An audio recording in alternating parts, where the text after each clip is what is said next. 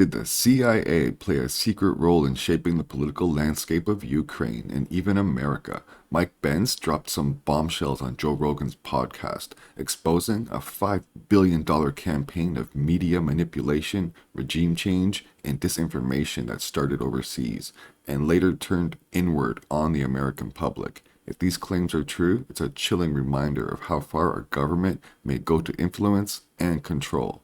Crimes like these can't go unchecked. Let's dig into what really happened. We tried to overthrow the government of Ukraine. We successfully did. And I'm not even arguing whether that's a good or a bad thing. But the fact is the U.S. did effectively January 6th, the Yanukovych government out of power in 2014. I mean, we literally had our Assistant Secretary of State for Europe and Eurasian Affairs, Victoria Nuland, handing out cookies and water bottles to violent street protesters as they surrounded the Parliament building and ran the democratically elected government out of office.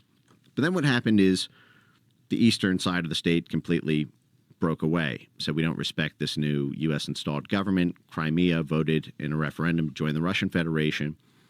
And that kicked off, that sort of set in motion the events that would end the concept of free speech diplomacy as like a U.S. government unfettered good. Because what they argued is we pumped $5 billion worth of U.S. government money into media institutions in Ukraine. That's the figure that's cited by Victoria Nuland in December 2013, right before the coup. $5 billion setting up independent media companies, basically sponsoring Mockingbird style our media assets in the region. And they still didn't penetrate eastern Ukraine. Eastern Ukraine was primarily ethnic Russian, didn't penetrate Crimea, so they said we need something to stop them from being able to combat our media influence. And they initially called this the Gerasimov Doctrine, named after Valery Gerasimov, who was this Russian general.